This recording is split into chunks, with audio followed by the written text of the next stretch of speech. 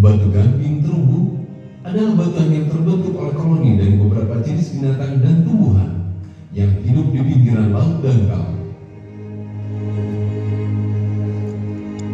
Akibat perubahan mutu lingkungan hidup dan dinamika bumi antara lain karena proses pengangkatan koloni tersebut mati selama masih berada di bawah muka laut. Koloni yang mati tersebut akan ditempati oleh organisme sejenis. Semakin lama semakin tinggi. Fenomena ini dikenal sebagai terumbu-terumbu koral aktif yang banyak dijumpai di sekitar pinggiran pantai. Di Pulau Sumatera, berkembang di Bukit Barisan, terutama di Provinsi Sumatera Barat, Sumatera Utara, dan Aceh. Tersebar pada daerah formasi-formasi batu gamping berumur Paleozoikum sekitar 500 juta tahun yang lalu dan tersier sekitar 1 juta tahun yang lalu. Di Kalimantan, berkembang di Kalimantan Timur bagian utara, dan di Kalimantan Selatan pada batu gamping tersier. Di Pulau Sulawesi, terdapat pada pulau-pulau di bagian selatan dan tenggara. Yang sangat dikenal adalah batuan karbonat di daerah Maros, Sulawesi Selatan. Di Indonesia bagian timur, hampir sebagian besar pulau terdiri atas batuan karbonat yang merupakan kawasan terumbu terangkat. Sedangkan di Pulau Jawa, tersebar pada pegunungan selatan, seperti di Sukabumi dan Pangandaran, Jawa Barat.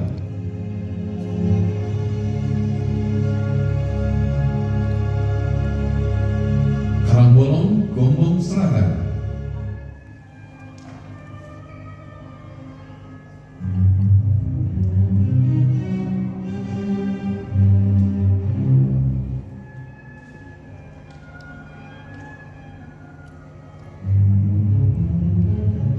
Gunung Sewu, daerah istimewa Yogyakarta dan Jawa Tengah.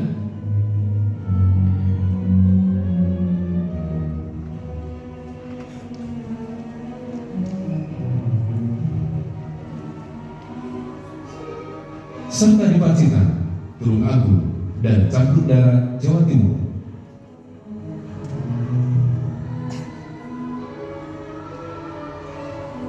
Jika dijumlahkan, luasnya tidak kurang dari 154.000 km persegi. Batuan itu mempunyai umur dan sejarah pembentukan yang berbeda-beda. Secara garis besar, batu gamping dapat dipisahkan menjadi dua jenis, yaitu batu gamping terumbu dan batu gamping plastik. Batu gamping terumbu mempunyai kandungan CaO3 tinggi, bersifat masif dan keras. Umumnya akan mengalami proses pelarutan yang menghasilkan bentukan bentang alam khas. Sedang batu gamping plastik, batu gamping yang telah mengalami rombakan dari inti terumbu, kandungan CaCO3 relatif rendah karena sudah mengalami perubahan dan bercampur dengan material batuan lainnya, dan umumnya berlapis.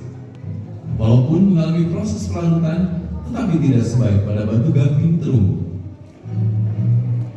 Sering kita mendengar kata kars. Apa yang dimaksud dengan kars? Istilah kars berasal dari bahasa Slavia, Yugoslavia, yaitu kars atau kras, merujuk pada pengertian batu atau daerah gersang yang berbatu-batu. Kars adalah daerah yang mempunyai karakteristik bentang alam dan hidrologi unik.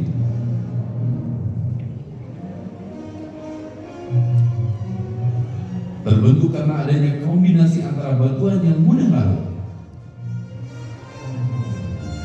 porositas sekunder, dan pengaruh air alami sebagai agen pelarutan.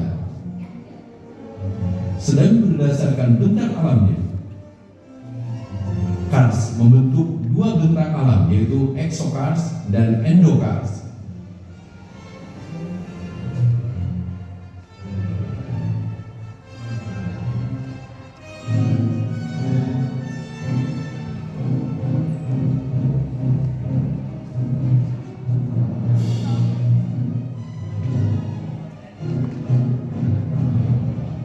Proses karstifikasi bisa terjadi pada semua batuan yang dapat mengalami pelarutan.